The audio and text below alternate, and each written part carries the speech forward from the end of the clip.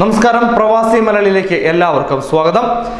ജർമ്മനിയിൽ വെടിവെപ്പിൽ 6 പേർ കൊല്ലപ്പെട്ടു എന്നുള്ളൊരു വാർത്തയാണ് ഇപ്പോൾ പുറത്തു വരുന്നത്. ജർമ്മനിയുടെ തെക്ക് പടിഞ്ഞാറൻ പട്ടണമായ റോട്ടംസിയിലാണ് ഇത്തരത്തിലൊരു വ്യാപകമായ വെടിവെപ്പ് ഉണ്ടായത്.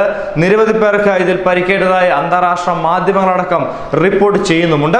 പ്രതിയെന്ന് സംശയമുള്ള ഒരാളെ പിടികൂടിയിട്ടുണ്ടെന്നാണ് പോലീസ് പറയുന്നത്. കൂടുതൽ പേർ ഇതിൽ ഉണ്ടോ എന്ന കാര്യത്തിൽ ഉറപ്പില്ലെന്നും പോലീസ് വ്യക്തമാക്കി. ഏതെങ്കിലും തീവ്രവാദ ഗ്രൂപ്പിൽപ്പെട്ട ആളാണോ അതോ ഇദ്ദേഹത്തിന് മാനസികമായി എന്തെങ്കിലും പ്രശ്നമുണ്ടോ എന്ന് തുടങ്ങിയ കാര്യങ്ങൾ പോലീസ് പരിശോധിച്ചു വരികയാണ്. ഇതുവരെ ലഭിച്ച വിവരങ്ങൾ അനുസരിച്ച് കൊല്ലപ്പെട്ട 6 പേരും ഒരു കുടുംബത്തിൽ നിന്നുള്ളതാണെന്നാണ് പോലീസ് പറയുന്നത്. എന്നാൽ മറ്റുള്ളവരെ ഉദ്ദേശപൂർവ്വം പരിക്കേൽപ്പിക്കുവാനായി ഈ പ്രതി തുരുതുര വെടിവെച്ചുവെന്നും പോലീസ് പറയുന്നു.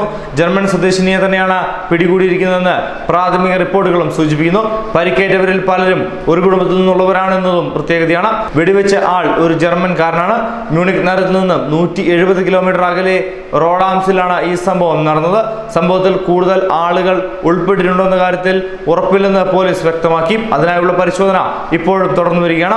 ഇതുവരെ ലഭിച്ച വിവരങ്ങൾ അനുസരിച്ച് 6 പേർ കൊല്ലപ്പെട്ടതായാണ് പോലീസ് നൽകുന്ന റിപ്പോർട്ട്. ഒരാൾ മാത്രമാണ് ഇതിന് പിറകിലെന്ന് പോലീസിന് ഇപ്പോഴും സംശയമാണ്. അതുകൊണ്ട് തന്നെയാണ് മറ്റുള്ളവരുടെ സാധ്യതയെപ്പറ്റി അന്വേഷിച്ചു വരുന്നതെന്നും പോലീസ് പറയുന്നു.